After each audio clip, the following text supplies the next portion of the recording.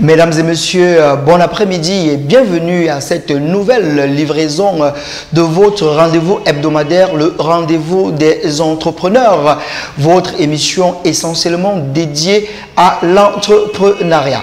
Comme tous les jeudis, mesdames et messieurs, vous avez rendez-vous avec nous dans le cadre de notre programme télévisé qui s'est donné pour objectif de vous donner, vous à la maison, des outils pour pouvoir vous permettre de mener à bien votre projet entrepreneurial. Il est question pour nous, mesdames et messieurs, pendant 90 minutes, autour d'une thématique choisie à dessein, de vous donner des éclairages, de vous donner des outils, des clés, mais surtout de vous permettre d'éviter de tomber dans de nombreux pièges. Et comme à l'accoutumée, mesdames et messieurs, nous aurons des consultants et des invités sur ce plateau avec qui nous allons débattre sur une problématique que nous avons arrêtée dans le but, bien sûr, mesdames et messieurs, de vous édifier sur un sujet que nous avons voulu partager avec vous cet après-midi.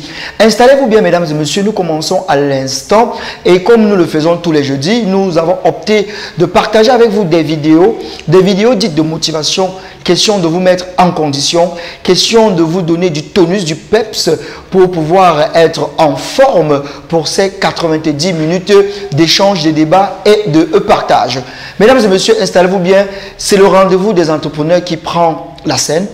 On se retrouve juste derrière cette vidéo de motivation. Il y a tellement de gens qui échouent, non pas parce qu'ils n'ont pas la capacité de faire ce qu'ils veulent, mais parce qu'ils n'ont pas la force de passer outre l'adversité. Le monde n'est pas fait que de rayons de soleil et d'arc-en-ciel. C'est pas le monde des bisounours. C'est un monde méchant, désagréable. Et je me fiche de savoir si t'es un dur. Ce monde te fera mordre la poussière et tu resteras pour toujours plaqué au sol si tu te laisses faire. Personne ne va te frapper aussi fort que la vie. Mais ce qui compte n'est pas si tu frappes fort, mais plutôt la force avec laquelle tu es capable d'encaisser et continuer à avancer. C'est cela qui compte. Combien tu peux encaisser et continuer à avancer, hein? Maintenant, si tu sais ce que tu vaux, bouge-toi et à toi de saisir ce qui t'est dû. Mais tu dois être prêt à encaisser les coups. Tu connaîtras des échecs. Quand les jours seront sombres, tu auras envie de t'asseoir et d'attendre un rayon de soleil. Mais tu peux plus attendre. La seule façon de t'en sortir est d'aller de l'avant, de faire face à tes peurs, de devenir ta propre lumière. Quelle est ta raison de vivre? Qu'est-ce qui te motive? Qu'est-ce qui te pousse? Qu'est-ce qui te fait aller de l'avant? Si cette chose est au fond de toi, si personne n'a besoin de t'appeler, si personne n'a besoin de te pousser, si personne n'a besoin de te récompenser, si personne n'a besoin de te donner quoi que ce soit, si tu es motivé et autodiscipliné, tout ce que tu veux, tu peux l'avoir, tu peux l'être et tu peux le faire. Prends-toi en main, assume la responsabilité de ta vie. Ne cherche pas d'excuses, ne blâme pas d'autres personnes ou d'autres choses. Contrôle ton ego, gère ce qui se passe dans ta bulle, le bon comme le mauvais. Responsabilise-toi vis-à-vis de tes erreurs, tes lacunes, tes problèmes. Et enfin, responsabilise-toi vis-à-vis des solutions qui te permettront de résoudre ces problèmes. Assume ta mission, prends en charge ton travail, ton équipe, ton avenir et ta vie. Et mène-toi à la victoire. Tu peux réaliser ton rêve, il faut que tu aies un plan d'action, que tu sois borné, que tu suives ton projet et que tu coopères avec le système, que tu aies une mission et surtout que tu n'abandonnes jamais, que tu sois créatif, implacable et que tu continues à te battre encore et encore et encore. Il en va de ta responsabilité personnelle pour que ça se réalise. C'est difficile, c'est vraiment difficile, mais la facilité n'est pas une option. Et quand la vie te met à terre, redresse-toi, tiens-toi droit et dis ce n'est pas fini tant que tu n'as pas gagné. T'as pas fini tant que t'as pas gagné.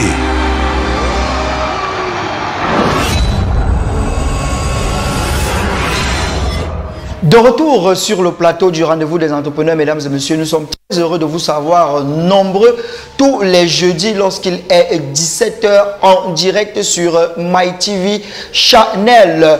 À l'instant, vous avez écouté avec beaucoup d'attention cette vidéo de motivation et j'espère qu'elle vous aura assez édifié, vous aura aidé dans votre automotivation car nous le disons tous les jeudis, personne ne peut mieux vous motiver que vous-même. Personne ne peut vous donner la force que vous-même. Alors vous avez beau écouter, vous avez beau assister, vous avez beau participer à des séances de formation, de renforcement des capacités, de coaching et autres. Mais si vous-même, vous ne puisez pas en vous, si vous-même, vous ne faites pas montre des capacités mentales fortes, toutes ces formations-là ne serviront à rien. Vous êtes d'abord votre premier coach, vous êtes votre premier formateur, vous êtes votre premier moteur. Donc, mesdames et messieurs, vous devez être gonflé à bloc parce que l'entrepreneuriat n'est pas un exercice facile. L'entrepreneuriat n'est pas une activité évidente. L'entrepreneuriat également, comme toutes les autres activités, a ses côtés positifs et a aussi beaucoup de côtés négatifs. Et cet après-midi, mesdames et messieurs, nous avons choisi de parler d'un aspect très important dans le processus entrepreneurial. Ça fait partie des actions post-création d'entreprise. Lorsque vous avez créé une entreprise et lorsqu'elle est déjà en activité, à un moment donné, il faut marquer un temps d'arrêt. Il faut marquer un temps d'arrêt pour procéder à ce que les experts appellent l'évaluation. C'est quoi l'évaluation? Qui évalue une entreprise? Comment est-ce qu'on évalue une entreprise? Quels sont les types d'évaluation de l'entreprise? Mais surtout, quels sont les buts et finalités de l'évaluation de l'entreprise? Voilà un peu, mesdames et messieurs, quelques problématiques, quelques éléments, quelques pistes de réflexion que nous allons mener tout au long de cette émission. Vous l'avez si bien compris, aujourd'hui nous parlons de l'évaluation, notamment les erreurs que vous faites lorsqu'il faut évaluer votre entreprise, mais surtout ce qu'il faut éviter de faire. Et tout à l'heure, en compagnie de notre expert Guy Talla, il va rentrer en détail, en profondeur sur ce que c'est que l'évaluation, sur les différents aspects, les différents contours de l'évaluation, mais également l'importance et l'impact de l'évaluation sur la viabilité, mais surtout sur la vitalité d'une entreprise.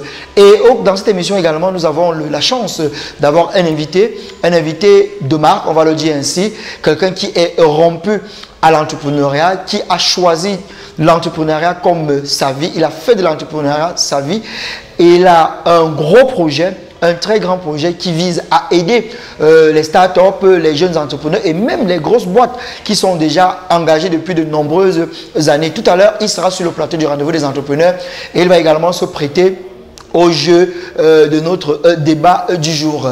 Larissa Boyekao également sera des nôtres tout au long de cette émission. Et n'oubliez pas, l'émission est interactive et en troisième partie de l'émission, l'antenne sera libre et on pourra répondre à vos différentes préoccupations que vous aurez bien sûr préalablement envoyées à travers le numéro de téléphone qui va s'afficher tout à l'heure au bas de l'écran. Vous pourrez poser vos différentes questions, proposer également vos observations et vos suggestions. Je rappelle, cet après-midi, nous parlons de l'évaluation. À l'instant, mesdames et messieurs, si vous le voulez bien à la maison, nous prenons l'intervention de Larissa sur le sujet. C'est quoi l'évaluation? Quelles sont les modalités de l'évaluation? Comment on évalue? Qui évalue? L'avis de notre experte Larissa Boyekao et on se retrouve juste derrière.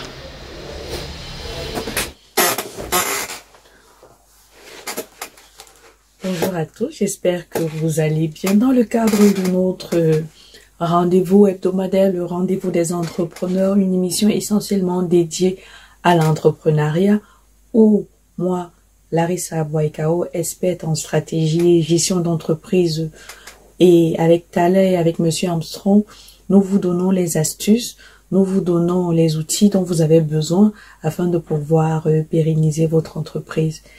L'émission d'aujourd'hui, nous allons parler des erreurs que le jeune entrepreneur fait pour l'évaluation de son entreprise. Et j'ai choisi ce sujet parce que il est important toujours de savoir où l'on va. Nous sommes champions pour dire je sais d'où je viens, je sais où je vais, mais dans le domaine de l'entrepreneuriat, il est important pour le jeune entrepreneur de toujours savoir exactement où est-ce qu'il va, est-ce que les outils, est-ce que les stratégies, est-ce que les implémentations au jour le jour ou au quotidien qu'il utilise sont vraiment adaptées à son marché, est-ce que les décisions qu'il prend, des décisions allant à moyen ou à court terme sont également efficaces par rapport à son marché, par rapport à la concurrence, par rapport à l'environnement dans lequel il se situe. Aussi, donc, il sera important pour le jeune entrepreneur de faire une auto-évaluation, d'évaluer son projet, d'évaluer son idée entrepreneuriale, peu importe l'étape dans laquelle il se situe, que son projet soit encore au terme de l'idée, qu'il soit en phase du projet, en phase de développement. Il est important toujours pour l'entrepreneur de faire un suivi, évaluation de son idée entrepreneuriale ou de son projet d'entreprise. Les erreurs que moi j'ai recensées pour vous, jeunes entrepreneurs, que vous avez l'habitude de faire, déjà, c'est de vous dire que l'auto-évaluation ne sert à rien. Premièrement, la plupart des entrepreneurs ne s'auto-évaluent pas. Ils foncent, et c'est quand ils sont vraiment en situation d'échec qu'ils se rendent compte que le projet n'a pas marché. Donc, il est important pour le jeune entrepreneur de pouvoir s'auto-évaluer, de se fixer une date à laquelle il va effectuer son auto-évaluation, date qui peut être trimestrielle, qui peut être mensuelle, qui peut être semestrielle, en fonction de la nature de votre entreprise, en fonction de la nature de votre activité. Donc, essayez pour un maximum déjà de pouvoir mettre en place déjà cette automatisation de votre auto-évaluation. Ensuite, nous avons le jeune entrepreneur qui balayer à la surface, ne pas partir au fond du problème, se contenter de juste regarder de façon superficielle son auto-évaluation. Cela sera aussi une erreur non négligeable pour la pérennisation de votre entreprise, parce que si vous regardez juste le problème de façon superficielle, il est clair que vous ne pourrez pas aller jusqu'au bout de votre auto-évaluation et de pouvoir trouver le nœud exact du problème. Donc, deuxièmement, évitez de faire une auto-évaluation superficielle, essayez d'aller jusqu'au fond du problème. La troisième erreur que l'entrepreneur également fait, c'est de partir du général pour le général. J'ai appelé ça comme ça, du général pour le général. Déjà, il sait par exemple que il a eu des soucis sur les ventes, mais n'essaye pas de trouver les causes réelles du problème axé sur les ventes. Juste se dire, j'ai eu une baisse de mon chiffre d'affaires et mon problème, c'est la baisse de mon chiffre d'affaires. Donc, du général pour le général.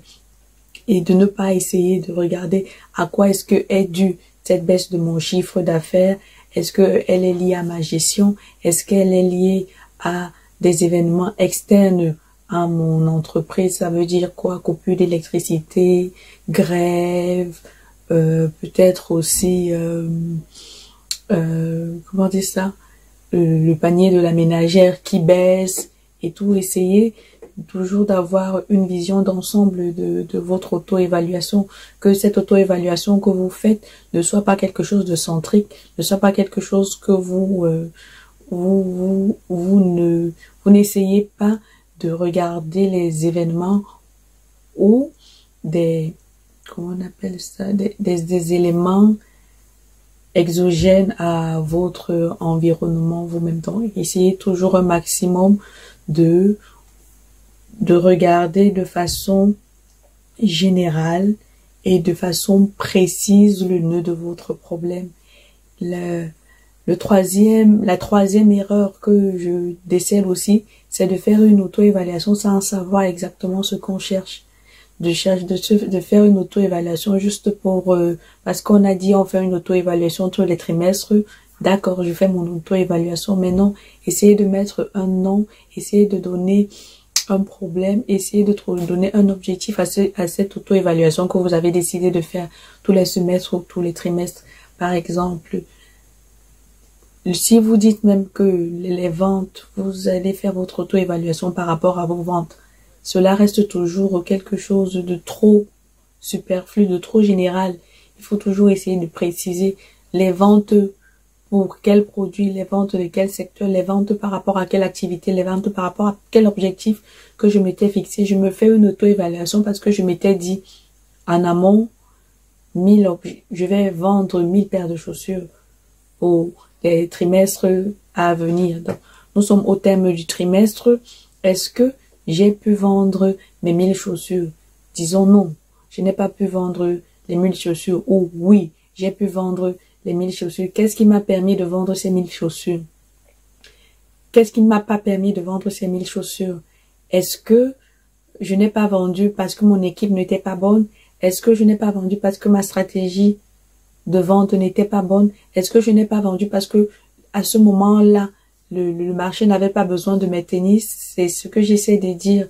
Donc, essayez de s'auto-évaluer, c'est prendre le taureau dans sa globalité et aussi le voir dans le fond, essayer de trouver réellement le nœud du problème. Quatrièmement, ce que le jeune entrepreneur a tendance à faire, c'est de ne jamais se dire que le problème pourrait venir de lui.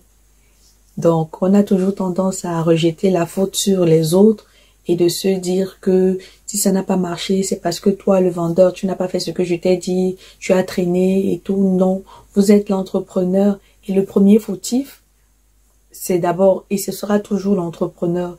Si votre chiffre d'affaires ne va pas bien, c'est parce que vous avez un problème. Vous, le chef, le dirigeant de l'entreprise. Si vos employés sont pas concentrés, ils ne respectent pas les temps, les échéances et tout, c'est parce que l'entrepreneur, c'est parce que l'homme qui a la tête a un souci. Soit il est peut-être absorbé par autre chose, soit il a mal délégué, soit à un certain moment, il a laissé faire.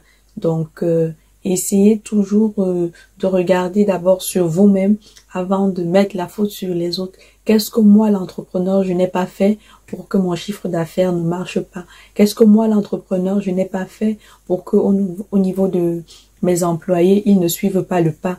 Qu'est-ce que moi, l'entrepreneur, je dois faire pour que tout cela aille mieux et que mon entreprise recommence à faire un bon chiffre d'affaires? Nous notons également que le jeune entrepreneur, hormis le fait de ne pas prendre l'auto-évaluation au sérieux, ne fait pas une collecte de données. Ça veut dire quoi? Tout au long de la mise en place de ses objectifs, il doit avoir son bloc-notes dans lequel, au quotidien, il note l'évolution, il note les ventes, il note qui fait quoi, comment, quand, l'évolution de son produit, qui aime ci, qui n'aime pas ci. Mais non, généralement, on n'a pas tendance à faire ça. On ne prend pas des notes, on ne collecte pas les données. Il est important pour le jeune entrepreneur de collecter les données au quotidien parce que avec ces données-là, il pourra en fin de mois ou en fin de semestre faire ce qu'on appelle une statistique, avoir des statistiques, savoir que peut-être mon produit sort mieux le lundi, il sort pas mieux les week-ends, il se comporte comme ça, de telle heure à telle heure, on note telle évolution.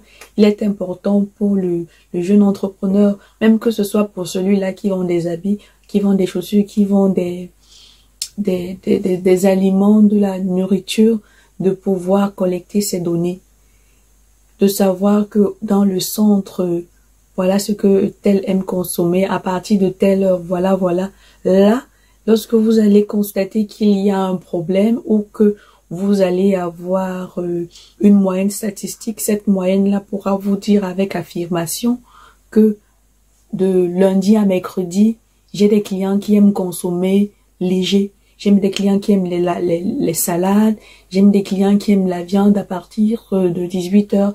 J'ai des clients qui aiment plutôt s'habiller léger. J'ai des clients qui aiment ceci. Donc là même, au niveau même de la commande, au niveau même du ravitaillement, vous allez savoir, ça va vous éviter des gestes ou des dépenses superflues. Donc essayez de collecter des données de votre activité au quotidien. Observez comment vos salariés, votre produit se comporte sur le marché, va vous permettre d'éviter des gestes superflus. J'ai également noté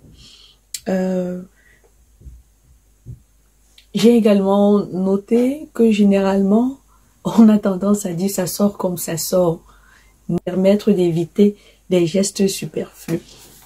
J'ai également noté que généralement, on a tendance à dire ça sort comme ça sort, ne pas avoir des conclusions. Vous avez eu à faire votre auto-évaluation, mais après cette auto-évaluation, quelle est votre conclusion?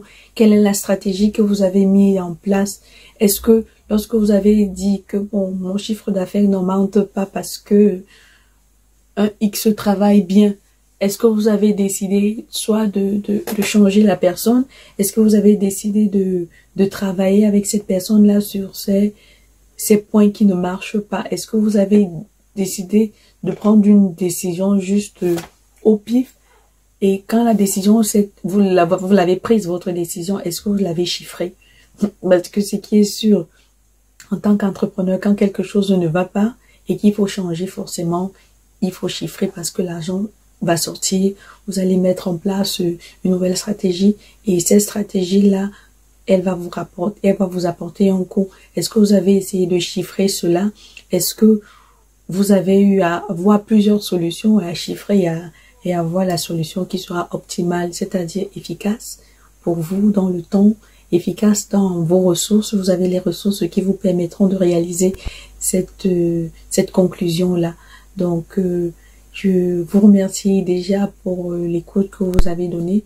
N'hésitez pas à poser vos questions et aussi regardez bien si vous faites ces erreurs-là. Est-ce que vous prenez l'auto-évaluation pour quelque chose de pas adapté pour vous? Est-ce que vous partez du général pour le général? Est-ce que vous êtes toujours celui-là qui critiquait les autres et non vous critiquez vous-même?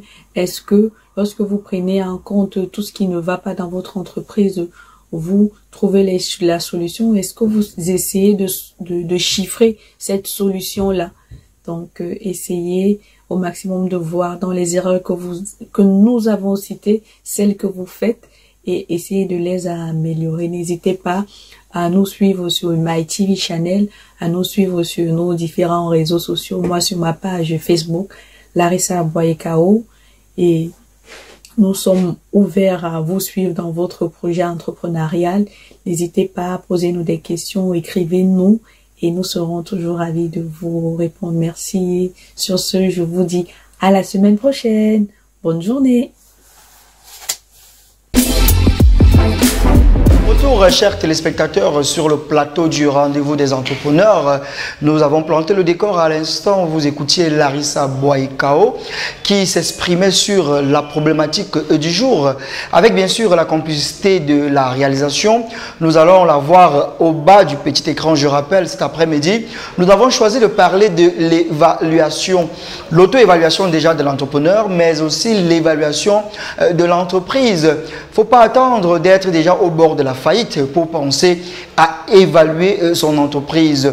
L'évaluation est un moment important dans la vitalité d'une entreprise, mais également dans sa viabilité. C'est la raison pour laquelle nous avons voulu parler de ce sujet cet après-midi, car lorsqu'on essaye de voir les causes qui expliquent les échecs de certaines entreprises, il y a cette question de l'évaluation. Et cet après-midi, mesdames et messieurs, comme à l'accoutumée, je ne suis pas seul pour débattre sur le sujet. Je suis très bien entouré, vous avez constaté tout à l'heure. Déjà à ma droite, c'est notre consultant habituel. Il est des nôtres tous les jeudis, 17h, 18h30. Il s'agit bien sûr de M. Guitala qu'on ne présente plus. Guitala, bonsoir et bienvenue sur le plateau du rendez-vous des entrepreneurs. Bonsoir M. Armstrong, bonsoir chers téléspectateurs qui nous regardent à la maison. Nous sommes encore ravis d'être avec vous pour développer une nouvelle thématique. Donc nous demandons juste, n'est-ce pas, de bien prendre place à la maison afin, n'est-ce pas, de nous écouter. Voilà, il a très bien dit. Installez-vous confortablement car la thématique en vaut son pesant d'or. C'est une thématique très technique mais très importante. Donc soyez très attentifs. Alors à la réalisation, si on peut avoir le thème au bas du petit écran. Le temps pour moi de demander une fois de plus à M. Guitala. Alors, cette thématique, l'opportunité de la mettre en débat cet après-midi, M. Guitala, est-ce que c'est une thématique vraiment pertinente pour l'entrepreneur? Monsieur Armstrong, déjà, vous savez bien que nos thématiques sont, n'est-ce pas, nous tenons aussi compte de la situation de terrain. Absolument. Parce que nous sommes beaucoup plus des praticiens, nous sommes sur le terrain. Donc, le but de cette thématique est, n'est-ce pas, d'édifier les entrepreneurs qui se lancent, n'est-ce pas, dans des projets, bien dans des activités et qui laissent tout sans contrôle, sans aucun suivi et se lèvent simplement un matin, se décident d'évaluer sans toutefois avoir mis sur pied au démarrage, c'est-à-dire à la phase de conception, n'est-ce pas, du projet ou de l'activité, n'est-ce pas, des différents éléments qui lui permettront plus tard, n'est-ce pas, de procéder à cette évaluation. Donc c'est pour ça qu'il est question aujourd'hui d'essayer d'aborder cela parce que nous constatons que beaucoup d'entreprises, beaucoup de projets n'arrivent pas à bout, n'est-ce pas, à cause du fait que beaucoup n'est-ce pas, d'entrepreneurs qui se lancent veulent évaluer, n'est-ce pas, le projet sans toutefois avoir au préalable pris la peine de mettre sur pied les différents éléments fondamentaux, n'est-ce pas, et fondamentaux pour l'évaluation. Très bien.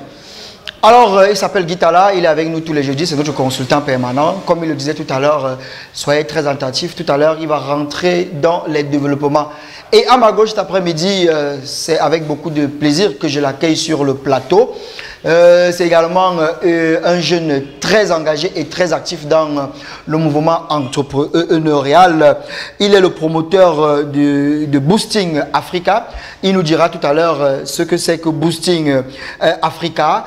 Il s'appelle Patrick Ndo. Il est des nôtres cet après-midi. Bonsoir et bienvenue sur le plateau du rendez-vous des entrepreneurs. Bonsoir Armstrong.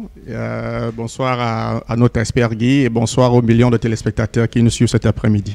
Alors, comme je le disais tout à l'heure, vous êtes promoteur de Boosting Africa et aussi vous organisez un concept que vous avez dénommé Camp de l'entrepreneuriat jeune, Startup Party, qui est rendu déjà à sa 4e édition, c'est bien ça? Tout à fait. Voilà. Alors, avant de rentrer dans nos échanges, est-ce qu'en un mot, on peut savoir déjà, Boosting Africa, il s'agit de quoi Boosting Africa?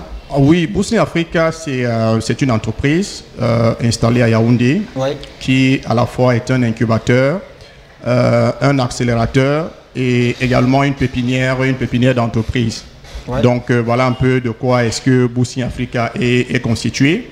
Et chaque année, nous organisons ce que nous appelons le camp de l'entrepreneur jeune, les Startup Party, une plateforme de rencontre où nous permettons à 100 jeunes entrepreneurs venus des 10 régions de créer, n'est-ce pas, du réseautage, du networking, s'impacter, n'est-ce pas, mutuellement, partager, n'est-ce pas, des expériences, parce que le constat est tel que les jeunes entrepreneurs aujourd'hui évoluent dans un milieu véritablement très, très hostile, où les grosses boîtes veulent absolument manger, si je peux dire ça comme ça, les petites boîtes. Il est donc important pour les jeunes entrepreneurs, les startups, les petites et moyennes entreprises et les très petites entreprises de favoriser, n'est-ce pas, un écosystème qui promeut, n'est-ce pas, des collaborations. Voilà. Des collaborations, c'est le seul moyen qui puisse permettre véritablement à de jeunes entreprises de survivre dans cet environnement véritablement très hostile. Cet après-midi, nous parlons de l'évaluation. En tant que chef d'entreprise, en tant qu'entrepreneur, je pense que c'est un moment fort de la vie d'une entreprise. Tout à fait, tout à fait. Je pense que c'est le commun, n'est-ce pas, des entrepreneurs, du moins tous ceux-là qui savent clairement où est-ce qu'ils vont.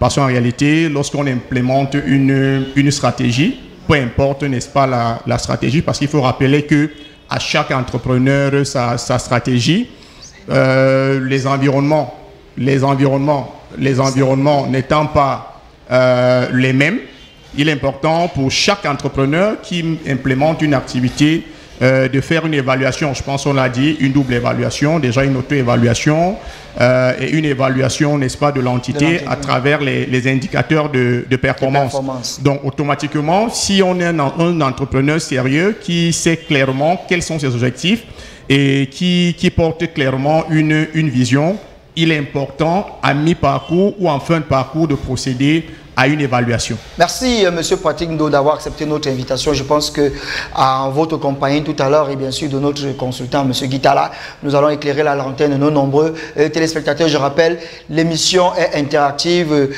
Vous avez le contact au bas de l'écran. Vous pouvez d'ores et déjà nous envoyer vos questions, vos préoccupations, mais également vos contributions. Alors, je me tourne vers Monsieur Guitala. Alors, Monsieur Guitala, avant de commencer, on va procéder comme à l'école. C'est quoi évaluer? L'évaluation, de quoi est-ce qu'il s'agit? Ok, Monsieur Samson, je vous remercie pour cette question. Déjà, ce qu'il faut savoir, c'est que évaluer de manière très simple signifie, n'est-ce pas, essayer de donner son appréciation par rapport à une situation. Ça, c'est ça évaluer. Absolument. De manière très simple. Donc, dans le cadre, n'est-ce pas, des projets d'entreprise déjà, évaluer une entreprise consiste simplement, n'est-ce pas, à vérifier jusqu'à quel niveau les objectifs fixés ont été atteints, en tenant compte du déroulement du projet, du Samson. Voilà. La définition étant faite, les clarifications conceptuelles, il était important déjà de planter le décor en sachant de quoi il s'agit. Ma première question véritable maintenant, c'est de savoir, alors, Monsieur Patrick nous parlait tout à l'heure d'une double évaluation, l'auto-évaluation et l'évaluation de l'entité. C'est bien ça dans le processus d'évaluation. Mais je voulais savoir, qui évalue? On évalue quoi concrètement, monsieur? Bon, déjà, si nous restons dans le cadre, n'est-ce pas, du projet d'entreprise, déjà, parce que même si nous évaluons l'entreprise, avant que l'entreprise, n'est-ce pas, ne puisse exercer normalement, puisse fonctionner, elle a été issue d'un projet. Absolument. Donc, lorsqu'on parle de l'évaluation, déjà, il est question d'essayer de vérifier si tout ce qui a été, n'est-ce pas, prévu dans le cahier de charge, bien dans le business plan, n'est-ce pas, a été atteint. Et l'évaluation aussi, ici, est telle que nous allons juste rentrer pour permettre aux entrepreneurs de bien nous comprendre. Nous allons juste rester, n'est-ce pas, à l'évaluation, n'est-ce pas, de l'entreprise du point de vue projet initial. Parce que l'entreprise est tout issu du projet. Donc, pour ne pas trop aller tirer de long à large. Oui. Donc déjà, pour ce qui est de cette évaluation-là, elle consiste tout simplement, comme je l'ai dit tantôt, à essayer de vérifier si tous les objectifs fixés ont été atteints. Cela dit, pour que cette évaluation puisse bien se faire également déjà, il faut bien qu'à la base, on puisse déjà, dès la conception, n'est-ce pas, de l'activité ou du projet, définir qui sera l'évaluateur. C'est très important. Ça, c'est les erreurs que beaucoup d'entrepreneurs, n'est-ce pas, commettent. C'est le jour de l'évaluation qui cherche un évaluateur. Or, en temps, l'évaluateur doit être connu, qu'il soit interne ou externe, n'est-ce pas, à l'entreprise ou au projet, il doit être connu à la base. Et aussi le coût de l'évaluation doit aussi être, n'est-ce pas, défini dès la conception, n'est-ce pas, du projet ou n'est-ce pas, ou dès la mise sur pied de l'activité qui sera évaluée plus tard. Absolument. Donc aussi ça. En même temps aussi, pour ce qui est de l'évaluation toujours, il y a également les critères d'évaluation qui doivent être définis à la base. Parce que ça, c'est aussi une erreur que d'autres commettent. D'autres essaient de définir les critères d'évaluation le jour de l'évaluation ou quelques mois ou quelques jours avant l'évaluation. Or, entre-temps, tout doit être défini depuis la base, depuis, n'est-ce pas, la conception du projet de l'entreprise ou bien depuis la conception, n'est-ce pas, de l'activité qui nécessite une certaine évaluation. Donc, si nous n'allons pas aller, n'est-ce pas, dans une évaluation patrimoniale, c'est-à-dire ce qui porte, n'est-ce pas, sur les biens de l'entreprise, nous allons rester dans une évaluation projet, c'est-à-dire dans une évaluation à partir d'un suivi, c'est-à-dire on va évaluer l'impact, on va évaluer, n'est-ce pas, les impacts, les effets et les impacts. Nous revenons beaucoup plus, n'est-ce pas, dans l'émission pour ressortir la différence fondamentale entre l'effet et l'impact. Parce que la plupart du temps, d'autres projets s'attendent à la même chose. Voilà, monsieur Guitala, vous l'avez compris, reste focus sur l'évaluation de l'entité. Mais j'ai la chance d'avoir un entrepreneur au quotidien, qui est au quotidien avec moi. Et avec lui, peut-être, je vais évoquer l'autre aspect, qui est celui de l'auto-évaluation. Alors, monsieur Patrick Ndo, quelle est la place de l'auto-évaluation dans la vitalité de l'entreprise? Vous qui êtes entrepreneur, est-ce que vous vous auto-évaluez vous-même ou alors il y a une tierce personne qui doit le faire? Ça revient toujours à ma question de savoir qui évalue. Oui, c'est la question, je vais dire, vaut véritablement son pesant d'or. Déjà, avant de rentrer le plein pied, il faut dire que lorsque vous implémentez, lorsque vous êtes même encore dans la phase projet, c'est-à-dire que lorsque vous portez, n'est-ce pas, un projet d'entreprise, vous devez être à mesure de faire votre auto-évaluation. Parce que l'entrepreneuriat aujourd'hui, ce n'est pas un fait de mode. Absolument. On ne peut pas se lever du jour au lendemain et dire qu'on est entrepreneur. C'est vrai, nous tous on a des idées, chacun parmi nous a des idées. Et il y a quelqu'un qui faisait savoir que les idées sont la matière première de toute création de richesse. Mais ce dont nous évoquons en termes d'auto-évaluation, c'est justement ce que beaucoup refusent au départ d'admettre, mais qui a des conséquences plus tard. Parce que, rassurez-vous, comme mon copanéliste Guy l'évoquait tantôt, il faut être clair. Lorsqu'on porte un projet, il faut savoir s'évaluer. Un entrepreneur, c'est quelqu'un qui est appelé à faire face à pas mal de challenges. C'est quelqu'un qui est appelé à faire c'est-à-dire que c'est quelqu'un qui devrait avoir pas mal de compétences, c'est-à-dire qu'en lui, pour être en mesure de manager le projet dont il est appelé à implémenter. Alors, il est important de se poser les vraies questions.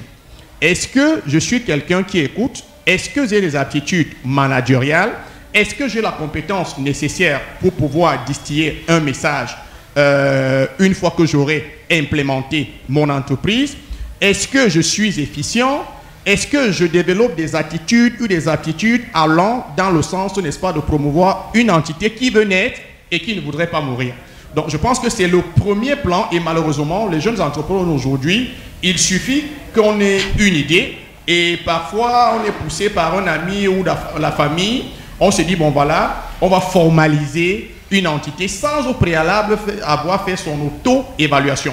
Parce qu'une fois qu'on fait son auto-évaluation, on peut toujours demeurer porteur de projet ou alors directeur ou PDG comme on veut, mais tout en ayant la capacité de se dire, je n'ai pas encore, parce que l'entrepreneur apprend tous les jours, je n'ai pas encore les aptitudes nécessaires d'un manager. Par conséquent, je peux demeurer directeur général de ma boîte et recruter un manager. Mais généralement, comme tout le monde aime s'appeler directeur général, CEO et tout le reste là, on saute vraisemblablement cette étape. Maintenant, lorsque l'entreprise est implémentée, je pense que là aussi, le manager en exercice devrait continuer à s'auto-évaluer. Est-ce que je suis écouté par mes collaborateurs? Est-ce qu'à un moment donné, la vision que je porte est véritablement suivie par mes collaborateurs?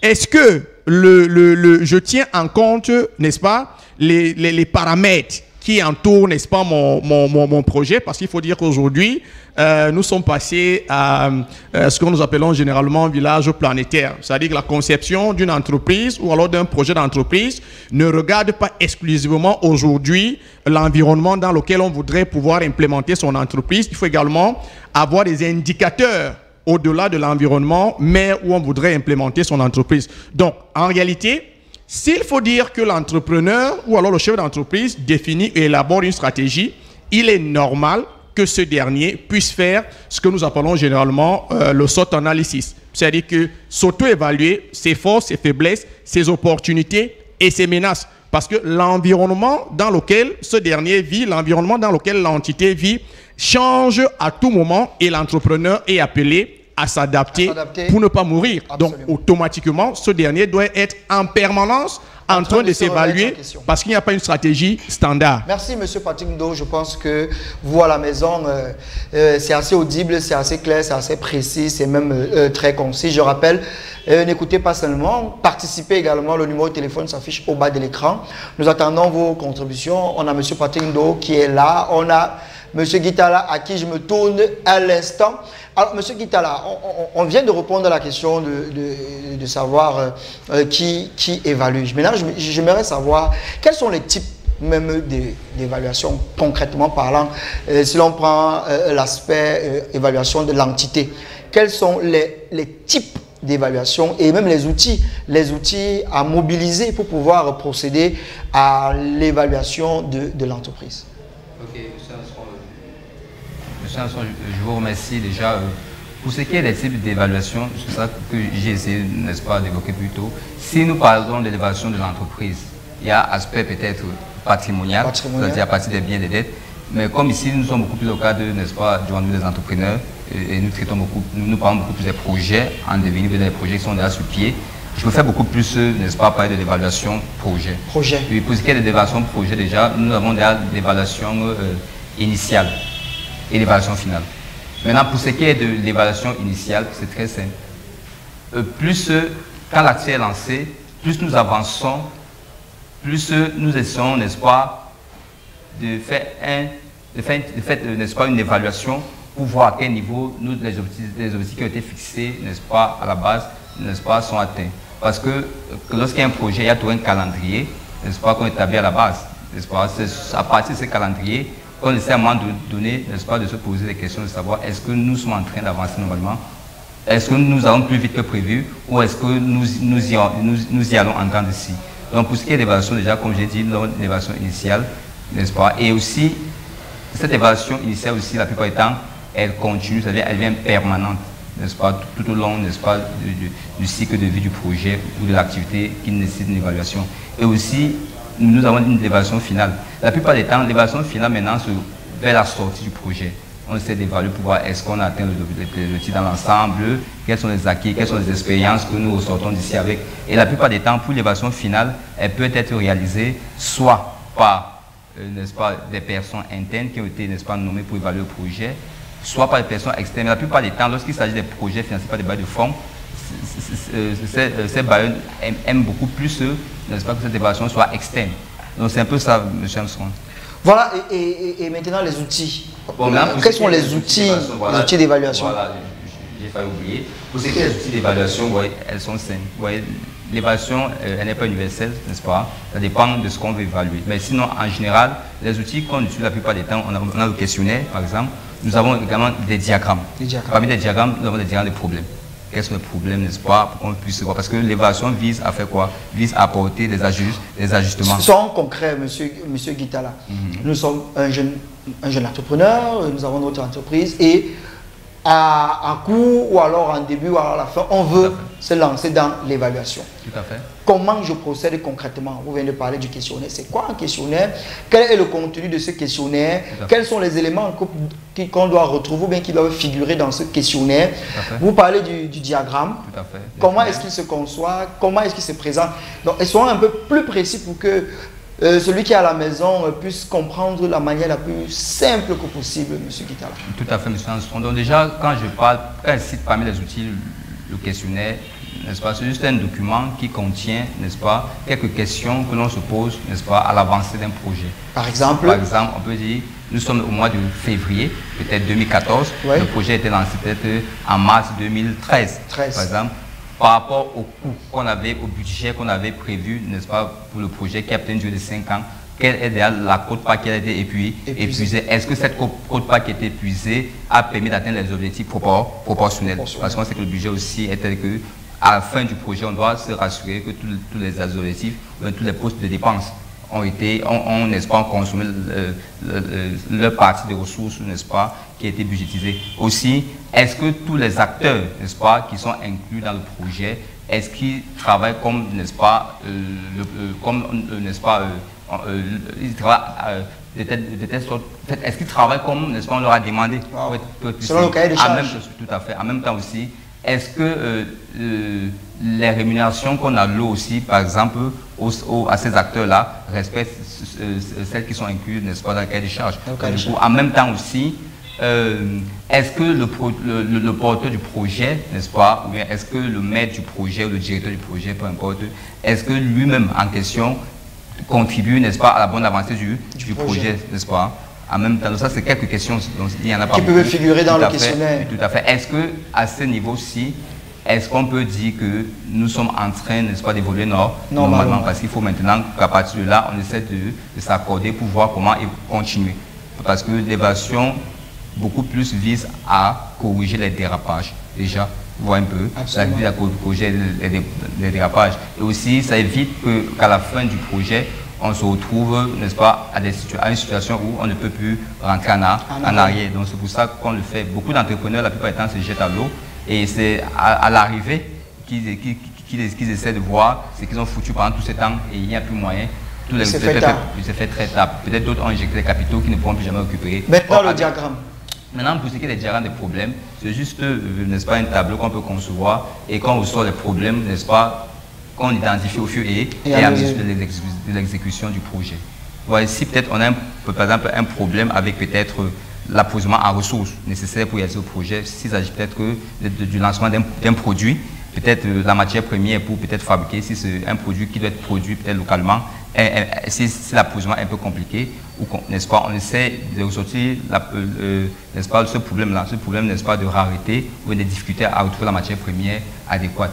Aussi, si aussi les acteurs ne sont pas assez qualifiés, ou certains d'entre eux ne sont pas qualifiés, peut-être on reçoit aussi un problème par rapport à ça, on essaie de formuler ça. Au fur et à mesure qu'on identifie les problèmes, ça fait en sorte que lors de l'évaluation, l'évaluateur puisse facilement, n'est-ce pas, recommander pour que cette situation-là puisse être, n'est-ce pas, améliorée. C'est pour ça, c'est en même temps aussi pour ça que pour qu'une évaluation projet soit efficace, il faut en même temps qu'il y ait un suivi. Parce que le suivi constitue l'intrant, c'est-à-dire l'élément sous la ressource principale de l'évaluation. Et le suivi, évaluation dont vous faites mention à l'instant, qui est en charge de cela? Qui le fait? Est-ce que c'est une personne interne? Est-ce que c'est le porteur de projet? Ou alors il faut faire appel à une tierce personne qui est peut-être en marge de l'entreprise? Bon, déjà, pour ce qui est du suivi et l'évaluation, déjà, la plupart du temps, ça dépend peut-être, n'est-ce pas, des personnes qui ont les ressources pour financer le projet. Oui. Vous voyez, si un entrepreneur se lance à lui seul, il peut choisir que parmi son personnel, que quelqu'un le fait, ou bien lui-même s'il a la capacité ou l'expérience, n'est-ce pas, il peut se charger lui-même. En même temps, lorsqu'il s'agit de projets financés par les bailleurs de fonds européens, le reste là, ils aiment beaucoup plus que, n'est-ce pas, les évaluateurs soient externes. C'est pour ça qu'ils sont les cabinets de fonds. Les cabinets.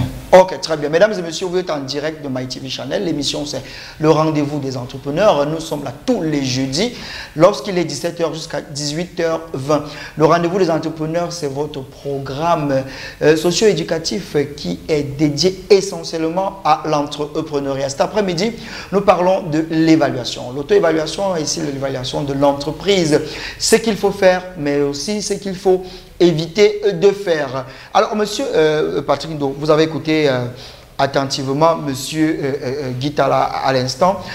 Il a formulé quelques éléments, quelques outils pour l'évaluation. Il a notamment parlé d'un questionnaire, il a également parlé d'un diagramme. Alors, est-ce que ce sont les outils que vous, en tant qu'entrepreneur, vous utilisez au quotidien, ou alors au-delà de ces outils, il y en a d'autres? Comment est-ce que vous procédez? Oui, déjà, vous avez posé la question tout à l'heure à M. Guy. Je pense qu'il a parlé de diagramme, mais pour ceux-là qui nous suivent, vous pouvez chacun peut formuler un diagramme, mais déjà, il y a le diagramme de ground. Le diagramme de ground, vous allez peut-être sur la toile, vous tapez le diagramme de ground, ou alors vous tapez juste le dashboard stratégique et opérationnel. C'est-à-dire que c'est la boussole, n'est-ce pas, de tout projet. C'est des éléments qui vous permettent d'avoir rapidement un calendrier projet. C'est ce qu'on appelle aussi généralement la planification stratégique. Et opérationnelle. C'est très important, n'est-ce pas, de le savoir. Maintenant, s'il faut revenir également à ce que monsieur Guy a évoqué, s'agissant de l'évaluation, le meilleur élément en termes de... Parce qu'on ne peut pas parler d'évaluation sans suivi. Parce que rendez-vous compte, on a un porteur de projet et on a un chef projet. Parce que là, il faut bien comprendre. On a un porteur de projet et on a un chef projet. Le chef projet, c'est le maestro, c'est celui-là qui a la baguette, c'est celui-là qui est chargé, n'est-ce pas, de mettre à contribution toutes les ressources nécessaires pour pouvoir atteindre l'objectif, n'est-ce pas, qu'on s'est fixé. Donc, c'est important de le dire. Alors, moi, généralement, comment est-ce que j'évalue? Moi, j'évalue beaucoup plus en termes de suivi. C'est le suivi, moi, qui me permet d'évaluer. Et après avoir fait ce que j'appelle le job description, ce que les anglo-saxons appellent le job description, ce que nous appelons cahier de charge, je m'attelle, n'est-ce pas, à bien expliquer, parce que lorsqu'on est déjà dans un projet d'ensemble, on est dans la délégation. Et là, on se pose la question devrait être comment est-ce qu'on délègue donc efficacement pour que toutes les ressources nécessaires dont j'ai citées au départ se mettent à contribution en ayant la même vision, l'enthousiasme et la même énergie. C'est très important de le savoir. Alors, qu'est-ce que moi je fais en interne? Ce que je fais en interne, c'est que j'explique clairement la tâche, parce que généralement, il ne suffit pas de dire à tel, toi tu es chargé, n'est-ce pas, de la collecte des données. Non. Il faut clairement expliquer à quoi est-ce que la collecte des données va nous aider en entreprise. Lorsque j'ai fini d'expliquer clairement, n'est-ce pas, la tâche, je montre l'importance de la tâche. Parce qu'en réalité, si je dis à quelqu'un, écoute, si je dis à un collaborateur, écoute, va à la poste centrale, tu vas arriver chez un prestataire pour récupérer de l'argent, c'est un exemple pour bien comprendre. Si je ne dis pas à ce dernier que cet argent-là servira non seulement à asseoir les charges de l'entité et à vous payer, il sera davantage plus stimulé et il sera davantage plus sérieux, c'est-à-dire que aller récupérer rapidement cet argent parce que j'ai pris la peine de lui expliquer l'importance, n'est-ce pas, de la tâche. La troisième des choses que je fais, c'est que je suis la tâche. Ça veut dire que pendant que je demande à X ou à Y de faire quelque chose, j'appelle parce que on a parfois des contraintes de terrain, c'est-à-dire que des intempéries, de l'embouteillage, un accident, un coup de fil qui change toute orientation. Donc au bout de 10-15 minutes, j'appelle mon collaborateur. Comment ça se passe? Tu es à quel niveau? Est-ce que tu as rencontré M. Armstrong? Qu'en est-il? Non, écoutez, monsieur, je suis encore à la salle d'attente. La secrétaire m'a demandé d'attendre. Je dis, OK, dans les 10 minutes, bien vouloir me faire un feedback. Ça veut dire, je suis en train de suivre la tâche. Et par la suite, lorsque c'est fait, j'évalue maintenant la tâche. Quand je parle d'évaluation, ça veut dire, lorsque mon collaborateur, n'est-ce pas, revient, il est censé me dire tout ce qu'il a rencontré comme problème pour que nous puissions à l'avenir anticiper ou alors pallier simplement lorsque l'occasion nous sera à nouveau donnée pour effectuer une tâche X ou Y. Donc voilà clairement les éléments que moi j'utilise, c'est-à-dire qu'en interne, parce que c'est aussi le défaut des entrepreneurs aujourd'hui, lorsqu'on a demandé à X de faire Y, c'est après 2 jours qu'on se rappelle que bon tiens Christian, je t'ai demandé de faire ci, où est-ce que tu en es? Et rassurez-vous, lorsque nous sommes dans un dashboard stratégique et opérationnel, 24 heures de perdu, c'est énorme. Absolument. Donc, ça veut dire celui-là qui est chef projet, celui-là qui a la baguette de l'implémentation et de la mise en synergie des énergies, doit être à mesure de pratiquer ces 4 éléments dont je viens de citer. Ça veut dire expliquer clairement la tâche, comme je l'ai dit, l'importance, suivre la tâche et évaluer la tâche. Ça permet, n'est-ce pas, à l'entrepreneur de respecter efficacement son dashboard parce que chaque collaborateur, chaque ressource est appelée à faire ce qu'on appelle un rapport. Et ce n'est pas lorsque les gens viendront vous faire un rapport, les collaborateurs viendront vous faire un rapport en 3 mois que vous allez chercher à ajuster parce que le marché, lui, n'attend pas, les concurrents, et ils n'attendent pas parce que c'est un secteur tellement dynamique, changeant et concurrentiel. Merci, Monsieur Patrick Ndo. C'était un régal de l'avoir sur le plateau. Alors, Monsieur Guitala, à la suite de Monsieur Patrick Ndo, est-ce qu'il y a des éléments que vous pouvez ajouter à la suite de sa prise de parole? Je vous ai vu très attentif tout à l'heure. Ok, je vous remercie. Déjà, n'est-ce pas, je dis à Monsieur Patrick que le suivi et l'évaluation, c'est un peu différent. Parce que, imaginez-vous, peut-être votre structure aujourd'hui n'est pas peut-être très grande, vous puissiez sur vous-même. Imaginez-vous quand vous aurez assez de ressources, vous aurez dans d'autres structures, donc vous devez suivre. Vous ne pouvez plus faire ce que vous dites. C'est pour ça que l'évaluation vient maintenant essayer de vérifier. Est-ce que tout ce que vous avez mis sur comme n'est-ce pas vous définissez là, c'est exactement comment ça se passe le suivi, est-ce que tout cela a été respecté par par ceux à qui vous avez confié ces différentes tâches-là. Parce qu'il y a souvent ce qu'on appelle en management la notion de sens de responsabilité. C'est-à-dire, à chaque niveau, on met un responsable. Et on lui fait confiance. On fait ce qu'on appelle des délégations. Comme on a dit, on délègue à celui-ci et on associe des personnes avec qui on va travailler. Maintenant, ce n'est pas facile, Monsieur Patrick, d'évaluer votre entreprise tous les jours. C'est ça donc en gestion, dans les rouages de l'entreprise, on préfère fixer un calendrier d'évaluation. Soit vous le faites trimestriellement si vous voulez vraiment contrôler votre structure. Absolument. Soit vous le faites peut-être semestriellement, même mensuellement ou bien de manière journalière, c'est compliqué. Donc déjà, et l'évaluation est telle que quoi? À un moment donné, ça peut être une tierce personne extra votre structure qui va évaluer, mais en se référant au cahier de charge ou au document indé que vous avez établi, n'est-ce pas, et qui explique que ce que tout le monde doit faire. Ça peut être de manière procédure quoi.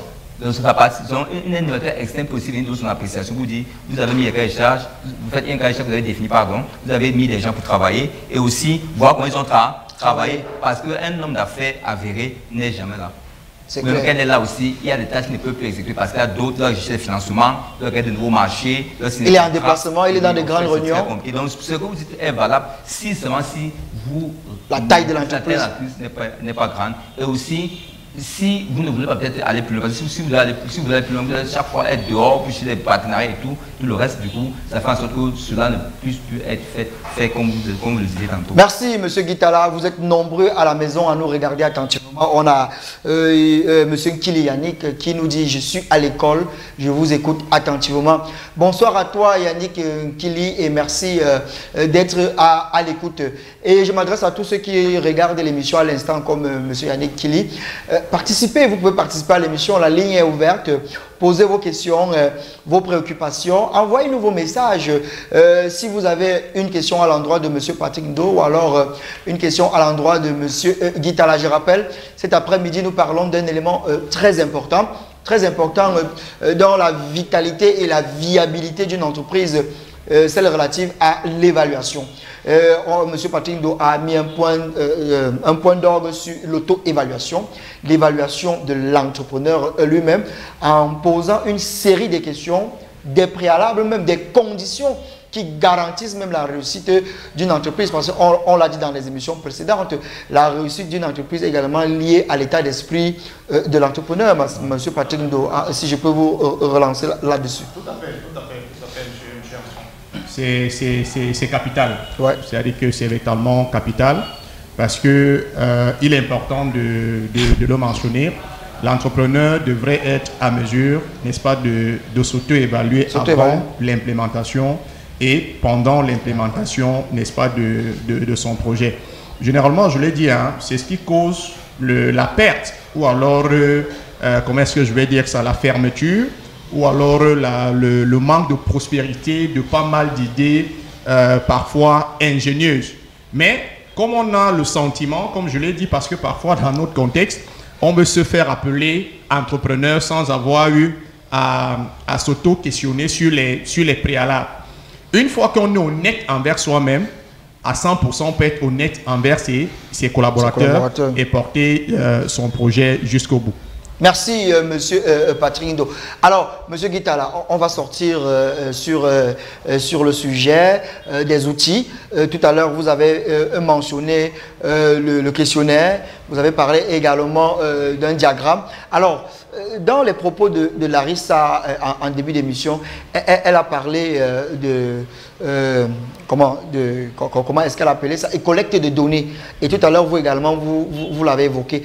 Est-ce qu'on peut considérer également la collecte des données comme un outil pour l'évaluation d'une entreprise? Si oui, comment est-ce que ça se matérialise, la collecte des données? Déjà, quand, n'est-ce pas, avec ça appelle la collecte de données, déjà, n'est-ce pas, c'est aussi un outil. Bon, du coup, quand on collecte les données, n'est-ce pas, la plupart du temps, il faut un questionnaire. Mais sinon, quand même, pour éviter d'en arriver là, on peut déjà, comme je l'ai dit tantôt, à travers le suivi, avoir toutes les données. Parce que le suivi consiste à faire quoi? À essayer de collecter les données, n'est-ce pas, sur le niveau d'atteinte des objectifs fixé à la base, en tenant compte du déroulement du projet de l'activité, n'est-ce pas, qui nécessite une évaluation, vous voyez. Donc aussi, mais pour ce qui est de la collecte des données déjà, comme je l'ai dit tantôt, tout part de la conception du projet.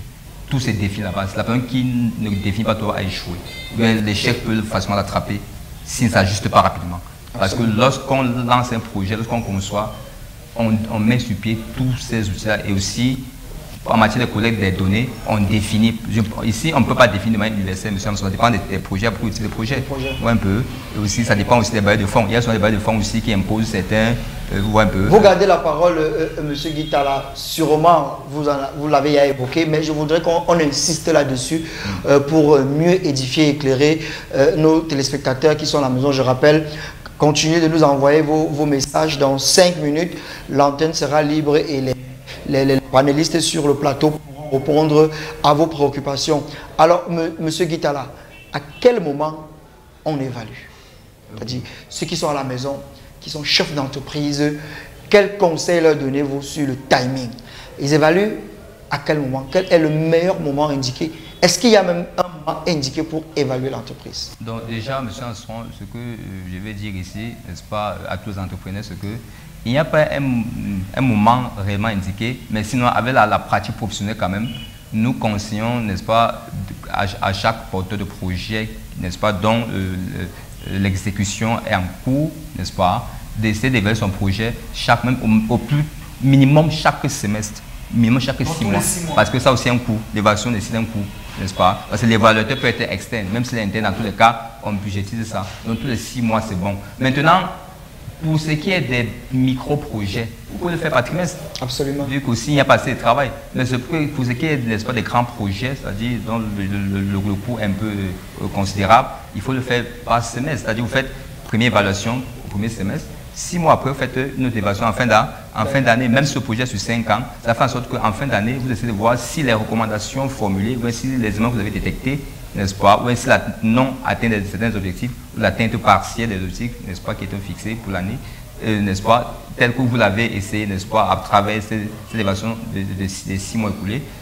Ce sera tel qu'avec cette évaluation, pardon, vous pouvez facilement voir si 6 mois après, c'est-à-dire au cours du second semestre jusqu'en fin d'année, si, n'est-ce pas, les choses se sont améliorées. Même chose aussi pour les porteurs micro-projets. Comme vous évaluez par trimestre, ça vous permet de voir est-ce qu'à la fin du trimestre suivant, ce qu'on avait détecté, n'est-ce pas, au cours du trimestre précédent, a été ou pas amélioré, cette situation a été ou pas améliorée. Merci. Donc, du coup, c'est pour éviter les dérapages. Merci, les dérapages, n'est-ce pas, de fin de projet. En une minute, M. Patrick Ndo, est-ce que vous corroborez les explications de M. Guitala tous les 6 mois ou alors chaque jour, comme vous l'avez semblé indiquer?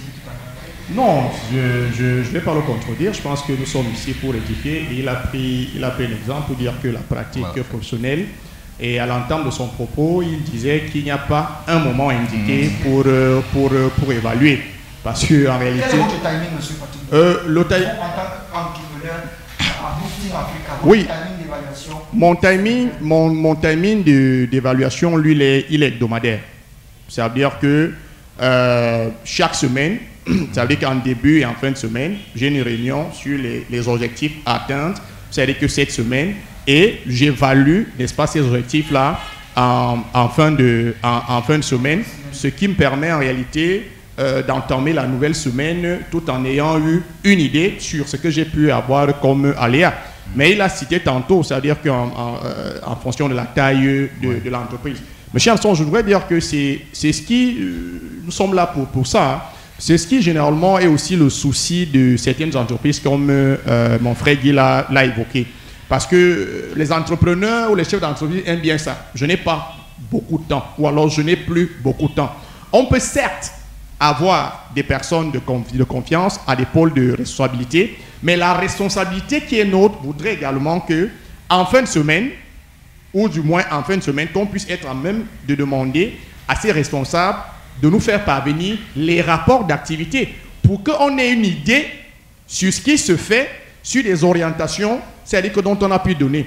Sinon, on risquerait de faire, si on fait peut-être une évaluation, si au bout de 3-4 mois, on a délégué et qu'on n'a pas pris un peu de temps pour avoir ne serait-ce qu'une idée générale du niveau d'avancée, n'est-ce pas, du projet.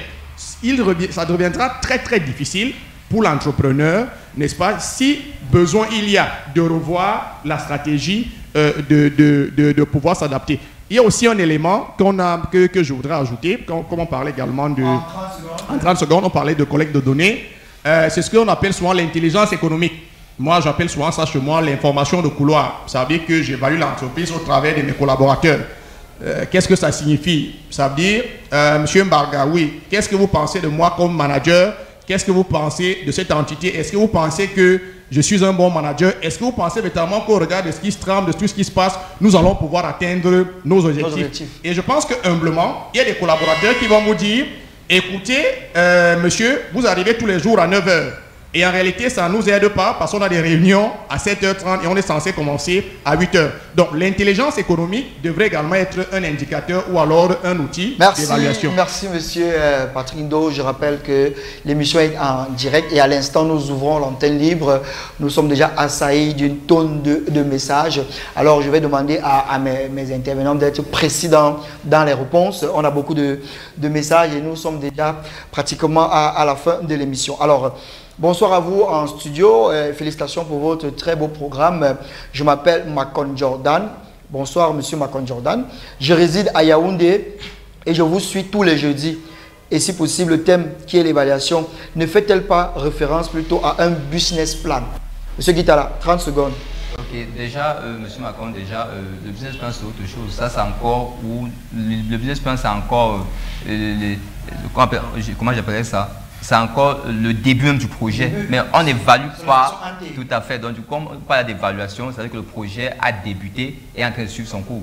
On essaie de voir si nous sommes en train d'atteindre les objectifs que nous sommes assignés en tant qu'entrepreneurs. Vous voyez, donc ne mélangeons pas ces deux choses-là. Ouais, donc c'est quand le projet est déjà lancé. Il y a une grosse différence entre le business plan. Le business plan, maintenant, c'est beaucoup plus quand on veut lancer le projet. On veut essayer, n'est-ce pas, de bien le planifier. Vous voyez. Donc voilà, donc ne mélangeons pas ça. Bonsoir à vous, je m'appelle Essama Gabriel, je suis entrepreneur agropastoral.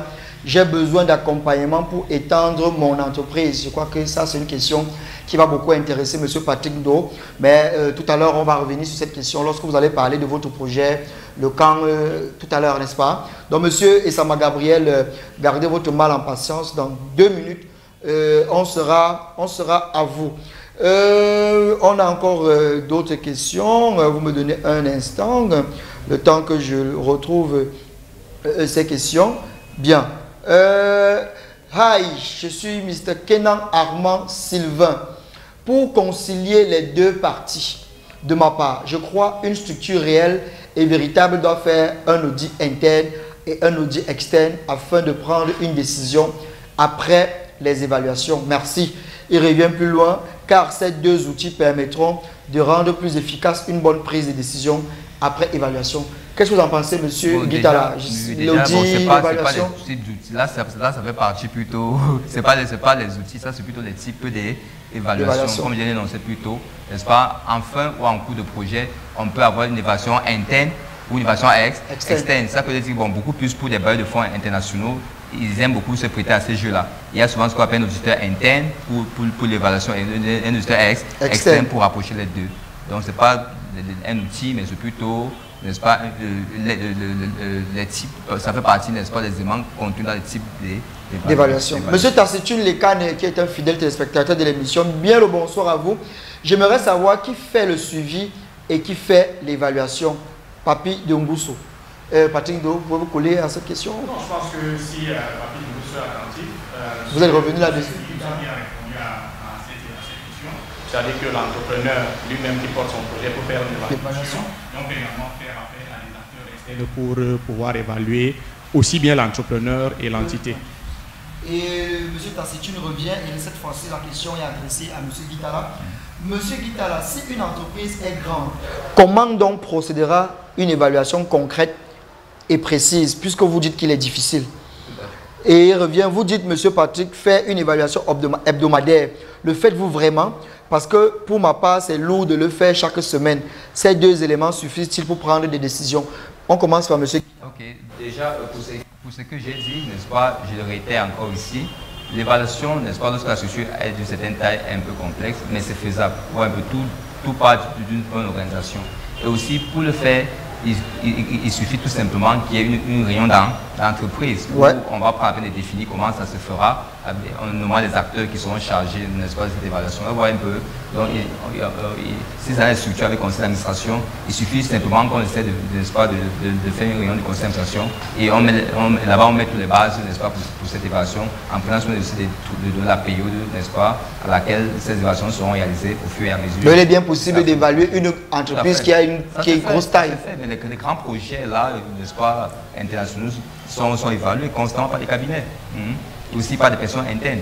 Monsieur Patrick Do, vous évaluez hebdomadairement vraiment? C'est monsieur Tassi qui le demande. Oui, avant de le dire, il faut préciser que l'évaluation hebdomadaire va, n'est-ce pas, à la suite d'une démarche stratégique choisie.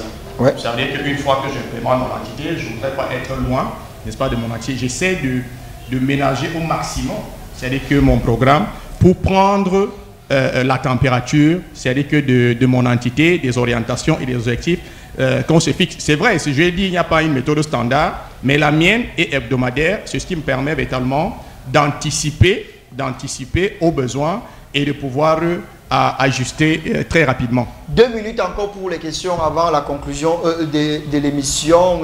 On a Suzanne Diani Carole qui nous regarde à l'instant. On lui dit bonsoir et merci d'être des nôtres, Suzanne. Après combien d'années peut-on faire l'évaluation de son entreprise? Je crois qu'on a déjà répondu à cette question, mais peut-être elle nous prend en cours. Pour Suzanne, déjà, nous avons dit ici qu'il n'y a pas une période fixe. Mais déjà, est-ce qu'à la base, lorsque vous lancez votre projet d'entreprise, lorsque vous avez débuté, est-ce que vous avez prévu l'évaluation? Est-ce que vous avez prévu les coûts, l'évaluateur interne ou externe ou un peu? Dans tous les cas, même si vous ne l'avez pas fait, on peut toujours essayer, n'est-ce pas, de faire une évaluation sommaire et maintenant commencer à faire une évaluation continue. Mais sinon, il n'y a pas un pays où ça dépend. Il y a aussi souvent ce qu'on appelle des évaluations inopinées. On peut même planifier 6 mois, mais après 4 mois, le porteur du projet dit je veux qu'il y ait une évaluation. Donc il ne faut pas attendre de nombreuses années pour évaluer. Des dérapages, il faut aussi dire allons-y, laissons les 3-6 mois prévus, allons-y de manière. Les questions pleuvent, il reste 1 minute et après on va fermer. En interne, comme le disait l'expert comptable, le manuel de procédure, mais il faut un auditeur interne pour mieux rassurer l'usage du manuel. Cependant, il peut avoir des mails ou des connivences en interne ou même des flexibilités dont, sauf les outils externes, peuvent mieux régler. Sinon, je crois que l'évaluation hebdomadaire est bien possible. Il suffit juste de fixer les objectifs et de les faire suivre hiérarchiquement. C'est M. Patrick Ndo qui sera content de l'entendre. C'est un plaisir de savoir que nous sommes suivis. D'aucuns peuvent essayer cette astuce. N'oublions pas que pour ce qui est de l'évaluation hebdomadaire, ne nous méprenons pas, nous n'évaluons pas simplement les personnes internes. Ouais. Il arrive souvent qu'il y a des projets où on déploie sur le terrain, même hors de la ville, pour aller travailler tout pour la même structure. Comment est-ce qu'on les évalue hebdomadairement? C'est compliqué, vous voyez, c'est ça pour une période pour essayer de collecter véritablement les informations. Il nous reste exactement 5 minutes. 5 minutes à l'échelle téléspectateur.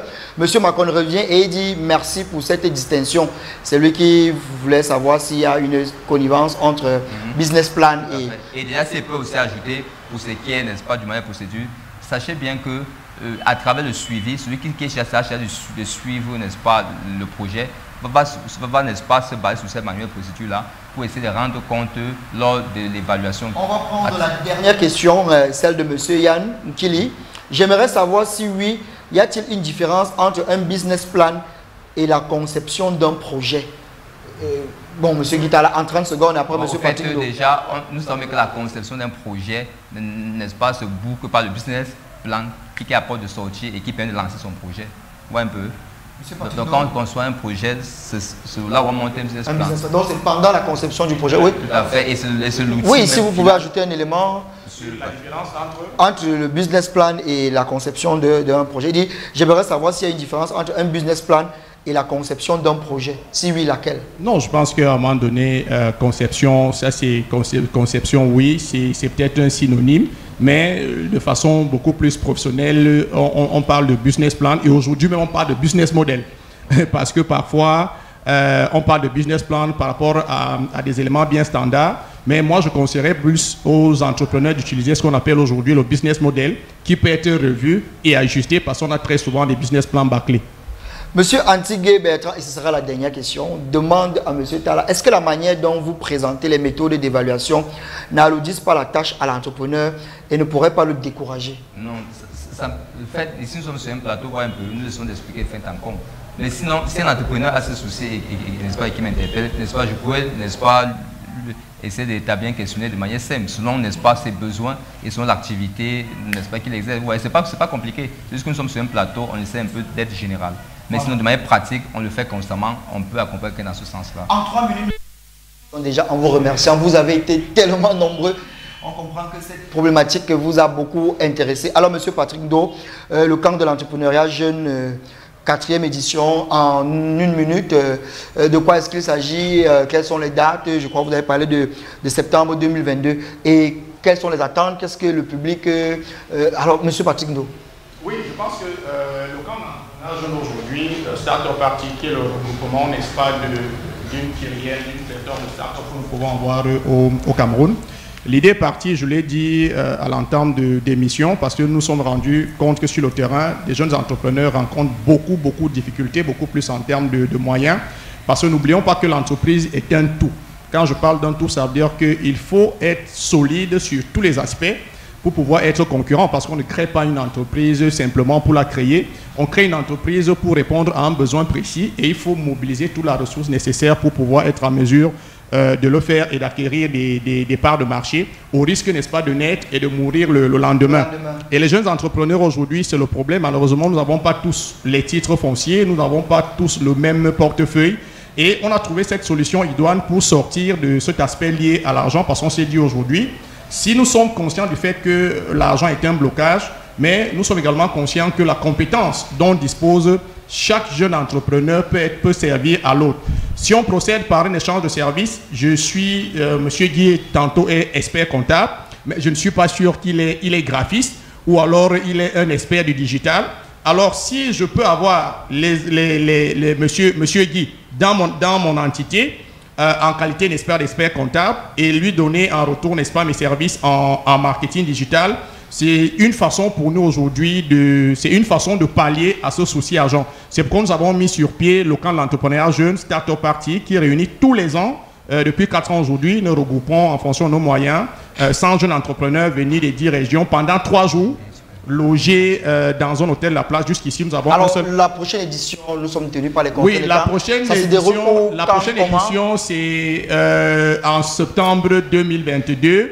À l'hôtel Quai d'Orsay à Simbor, parce que c'était un bootcamp. Nous les logeons, nous les accompagnons et nous permettons également aux bailleurs de fonds, aux détenteurs du pouvoir d'achat, à des partenaires financiers de les écouter au travers, n'est-ce pas, de ce que nous appelons les Pitch Hub Africa. Donc peut-être M. Armstrong pourra communiquer peut-être mon contact pour ceux-là qui voudront participer. Voilà. M. Essamaki disait qu'il est entrepreneur agropastoral, il a besoin d'un accompagnement. Est-ce que dans cet événement, il peut trouver réponse à sa question? Bien entendu, c'est pourquoi j'ai parlé des Pitch Hub Africa, parce que nous permettons aux entrepreneurs d'être face à des partenaires financiers, d'être face à des business angels qui ont suffisamment de moyens pour investir et agrandir, n'est-ce pas, les projets qui sont en conception et ceux-là qui sont déjà matérialisés. Les exemples sont légion. Nous sommes à 4 éditions. Je pense que nous avons largement fait nos preuves. Je vais supplier la réalisation de nous permettre de conclure l'émission en nous octroyant 2 minutes. Je vous en prie, parce qu'il faut bien qu'on conclue l'émission. Alors, monsieur Patrick Ndo, comment est-ce qu'on fait pour entrer en contact avec vous? Il y a des entrepreneurs qui nous regardent, ils veulent participer, ils veulent bénéficier des avantages qu'offre cet événement. Comment est-ce qu'on fait? Est-ce qu'il y a un endroit où ils peuvent vous retrouver, un contact par exemple, alors sur les réseaux sociaux? Vous regardez la caméra et vous donnez exactement... Oui, le nom de la page c'est Startup Party sur Facebook. Vous pouvez nous contacter à travers cette plateforme. Vous pouvez également nous contacter au 6 70 16 05 75. On reprend ça doucement. 6 70 oui. 16 05 75. Très bien. Vous pouvez nous contacter sur ces 2 plateformes. Et rassurez-vous, hein, on n'a pas de critères. Il suffit simplement d'être un entrepreneur ou alors un porteur de projet. Vous postulez. On a toute une organisation pour procéder, n'est-ce pas, au casting pour retenir les 100. Parce que c'est sur 3 jours, logé, nourri, accompagné gratuitement. Donc c'est très lourd. Et nous remercions déjà ceux-là qui nous accompagnent depuis 4 ans déjà. Merci M. Patrick Ndo. Comme événement d'utilité publique. Dans les prochaines émissions, je pense qu'on reviendra sur cet événement qui a lieu jusqu'en dans le temps. Tout à fait. On reviendra dessus. Merci déjà d'être passé sur notre plateau. C'est moi qui vous remercie. Voilà, en espérant que vous avez passé un très bon moment en notre compagnie. Tout ce qui concerne l'entrepreneuriat me passionne. Très bien. Alors, Monsieur Guitala, on va sortir. Vous avez quelques derniers éclaircissements sur... Pour sortir, n'est-ce pas, de l'émission, je dirais simplement que lorsqu'il faut évaluer, n'est-ce pas, votre projet, il faut au préalable avoir défini la phase de conception des indicateurs. Qu'est-ce qu'on appelle indicateurs? C'est juste, n'est-ce pas, des éléments clés et pertinents qui permettront à un moment donné, à travers l'évaluation, de se positionner et de dire oui, ici nous sommes arrivés où nous voulons arriver, non, ici nous ne sommes pas arrivés ou bien nous sommes en chemin. Et déjà, l'indicateur doit être défini de manière objective. Et un indicateur objectif, n'est-ce pas, requiert 5 critères très pertinents. Et ces critères-là, n'est-ce pas, forment ce qu'on appelle le SMART. Le SMART. Le S qui signifie spécifique, le M mesurable, le A accessible, le R raisonnable et le T temporel. Chers téléspectateurs, nous vous remercions d'avoir été des nôtres. Voilà, il a fait mon travail finalement, il a conclu pour moi et c'est l'occasion pour moi de vous remercier. Vous étiez tellement nombreux cet après-midi. Alors pour ceux qui nous ont vus pour la première fois, c'est tous les jeudis lorsqu'il est 17h jusqu'à 18h20. vous êtes chef d'entreprise, vous êtes porteur de projet, vous voulez communiquer sur votre entreprise, contactez-nous, mesdames et messieurs, le rendez-vous des entrepreneurs, cette plateforme-là qui a pour vocation de vous donner de la visibilité, de vous donner surtout la parole pour partager vos compétences, vos savoirs, votre savoir-faire, votre expérience à tous ceux-là qui veulent se lancer dans l'entrepreneuriat. L'entrepreneuriat aujourd'hui est devenu un effet de mode, il est devenu quelque chose de banal. Pourtant, l'entrepreneuriat est une activité sérieuse qui a des règles, qui a un ensemble de modalités qu'il faut prendre en considération. Et si vous négligez ces éléments, comme l'évaluation dont nous avons parlé aujourd'hui, malheureusement, vous allez créer une entreprise et 2 jours après, vous allez devoir mettre la clé sous le paillasson. Merci d'avoir été des nôtres, mesdames et messieurs. Si vous avez raté l'émission, ne ratez pas la rediffusion samedi lorsqu'il sera 16 h sur MyTV Channel. Vous pouvez également regarder l'émission en replay sur nos plateformes internet Larissa Boaekao sur YouTube et sur Facebook, Armstrong Lombardi et You Concept sur Facebook également et sur YouTube. Allez, quant à nous, nous vous donnons rendez-vous jeudi prochain lorsqu'il sera 17 h. D'ici là, gardez le sourire. Merci.